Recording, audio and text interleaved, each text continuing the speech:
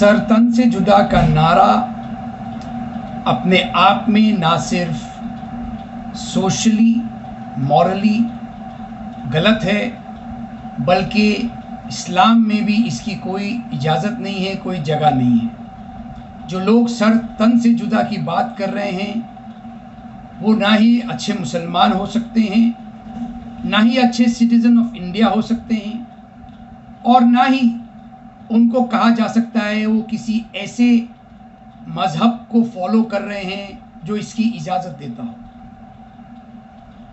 سر تن سے جدا کس کا کریں گے آپ کو اللہ تعالیٰ نے یہ ہدایت ہی نہیں دی ہے کہ آپ فیصلہ کریں کون صحیح ہے اور کون غلط ہے۔ ہم اور آپ تو بہت چھوٹی چیز ہیں، پروفٹ محمد جن کے اوپر اللہ تعالیٰ نے وحی نازل کر کے پورا قرآن اتارا، ان کو بھی اللہ تعالیٰ نے ایز اے میسنجر کی حیثیت میں دنیا میں بھیجا تھا۔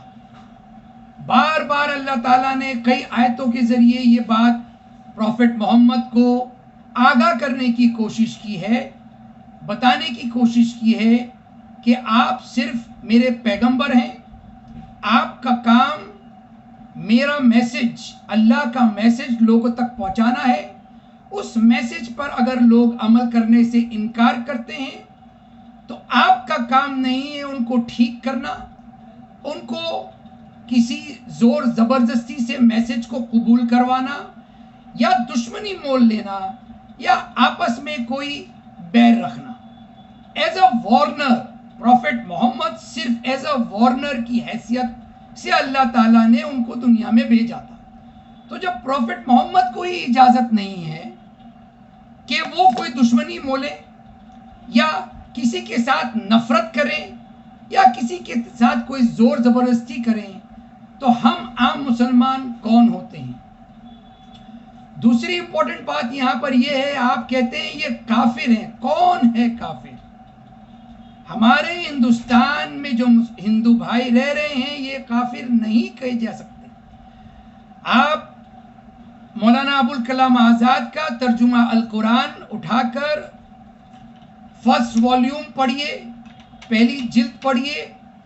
مولانا ابوالکلام آزاد نے بہت ڈیٹیل میں سمجھایا ہے کفر کیا ہے۔ کافر ہمارے ہندو بھائی نہیں ہیں۔ اس کی دو چیزیں میں آپ کے سامنے رکھنا چاہوں گا۔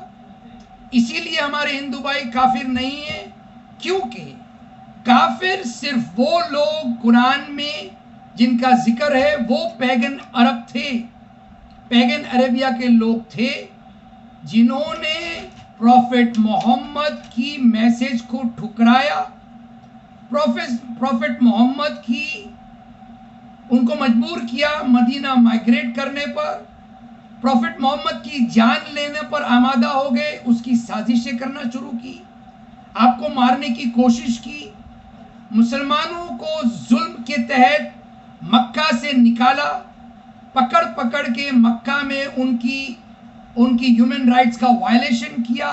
وہ پیگن عربیہ کے لوگ کافر تھے جن کے خلاف بہت دیر کے بعد میں اللہ تعالیٰ نے جنگ کے میدان میں جہاد کا حکم دیا، صرف جنگ کے میدان میں، اور بار بار ہر آیت کے ساتھ، جہاد کی ہر آیت کے ساتھ میں یہ کہا کہ اپنی لمٹس کو آپ پار نہیں کرنا، اپنی لمٹس کو کراس نہیں کرنا، کسی کے ساتھ ظلم نہ کرنا، کسی کے ساتھ بے وجہ وار اس کے اوپر نہ کرنا، صرف جنگ کے میدان میں تمام جنگ کے اصولوں کے ساتھ، جو وار کے پرنسپلز ہوتے ہیں اس کے ساتھ آپ کو جنگ کرنی ہے، جہاد کرنی ہے۔ سڑکوں پہ کوئی جنگ نہیں کرتا ہے، کوئی جہاد کا اعلان نہیں کرتا ہے، کوئی سر تن سے جدا کرنے کا اعلان نہیں کرتا ہے۔ دوسرا امپورٹنٹ فیکٹر کافر سے جڑا ہوا یہ ہے کہ وہ پیگن عرب جو بہت سارے بتوں کی پرستش کرتے تھے، آئیڈل ورشپنگ کرتے تھے، ان آئیڈل ورشپرز کو ہمارے ہندو بھائیوں کے آئیڈل ورشپنگ سے جوڑا نہیں جا سکتا۔ پیگن عربیہ کے جو آئیڈل ورشپرز تھے ان کے آئیڈلز آپس میں لڑا کرتے تھے، ٹرائبل وارز ہوا کرتی تھی، 50 سال 100 سال تک ان کے ٹرائبل وارز چلتے تھے. ان آئیڈل ورشپرز کے خلاف اللہ تعالیٰ نے پیغام دیا تھا کہ ان کو آپ مونوتھیزم کا پیغام دیجئے، آئیڈل ورشپنگ سے ان کو باز آنے کہیے، لیکن اس میں بھی زور زبردستی نہیں ہونا چاہیے. ہمارے ہندو بھائی کے جو آئیڈلز ہیں وہ آپس میں لڑا نہیں کرتے ہیں، یہ آپس میں ایک دوسرے کو لڑاتے نہیں ہیں، یہ ہمارے ساتھ گھل مل کر رہنا ہمارا سمویدھان کے تحت، ہمارا سمویدھان ان کو ہمارے ساتھ میں رہنے کی ہدایت دیتا ہے، ہم کو اس کی ہدایت دیتا ہے. آج ہمارا کوئی اسلامک اسٹیٹ نہیں ہے جو ہم زور زبردستی سے اسلام کا پیغام دیتے پھریں.